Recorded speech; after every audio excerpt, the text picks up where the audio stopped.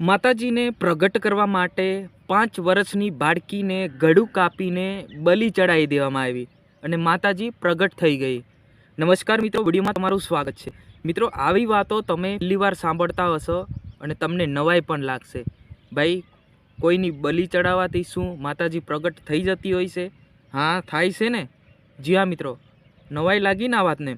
આ વાત છે છોટાઉદેપુર જિલ્લાના બોડેલી તાલુકાના પાણેજ ગામની। ગઈકાલે 5 વર્ષની બાળકીને હત્યા કરીને માતાજીના શરણે મૂકી દેવામાં આવી।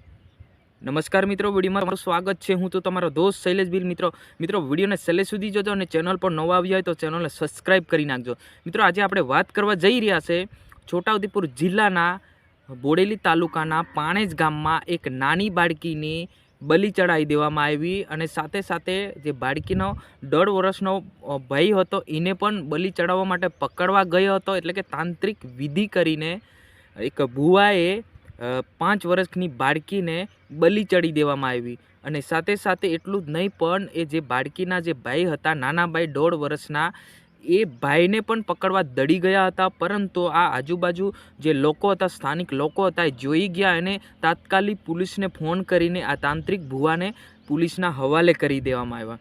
શું મિત્રો, તમે સાંભળ્યું છે કે આવું કરવાથી શું આવું થઈ શકે છે?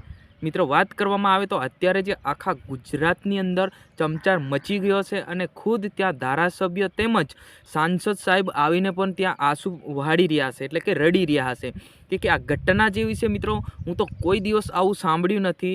હું મારા જીવનમાં ક્યારેય એવું સાંભળ્યું નથી કે માણસની બલિ ચડાવવાથી માતાજી પ્રગટ થઈ ગઈ છે, એવું હું ક્યારેય સાંભળ્યું નથી। તમે સાંભળ્યું હશે તો તમારે કોમેન્ટ બોક્સમાં જણાવવાનું છે। મિત્રો, વાત કરવામાં આવે તો મેં ખુદ પહેલી વાર સાંભળ્યું છે એ નાની બાળકી જે રાક્ષસ જેવું કૃત્ય કરીને જે હત્યા કરી દેવામાં આવી છે। તો મિત્રો, ખરેખર આવા તાંત્રિક ભુવાને મોટી સજા થવી જોઈએ કે બીજી વાર આવી હિંમત ક્યારેય ના કરે। આ તો સૌથી મોટી દુર્ઘટના છે। આ ઘટના હતી છોટાઉદેપુર જિલ્લાના બોડેલી તાલુકાના પાણેજ ગામની। અત્યારે આખા ગુજરાતમાં ઠેઠ સીએમ એટલે કે નરેન્દ્ર મોદી અને મુખ્યમંત્રી સુધી જે આ વિડીયો પહોંચી ગયો છે એ ખુદ કહી રહ્યા છે આ તાંત્રિક ભુવાને એક મોટી સજા આપવામાં આવશે કે બીજી વાર આવી હિંમત ના કરે।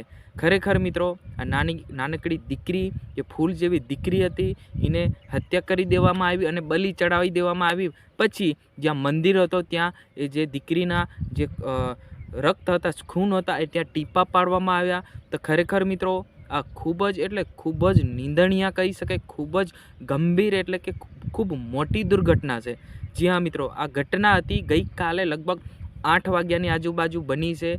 તો ખરેખર મિત્રો, આવું ગુજરાતમાં મેં ખુદ પહેલી વાર સાંભળ્યું છે કે આવું બિલકુલ બી ના હોય છે મિત્રો, કે કોઈની બલિ ચડાવવાથી શું માતાજી રાજી થતી હોય છે, એ તમારે કોમેન્ટ બોક્સમાં જણાવવાનું છે। આ જાણકારી તમને સારી લાગી હોય તો અમારી ચેનલને સબસ્ક્રાઈબ કરી નાખજો, કેમ કે આપણે ગુજરાતની તમામ ઘટના જ વિડીયો તાત્કાલિક ચેનલ પર મૂકીએ છીએ। તો હું તમારો દોસ્ત શૈલેષ બિલ, આજની વિડીયોની અંદર બસ આટલું જ। જય હિન્દ, જય ભારત।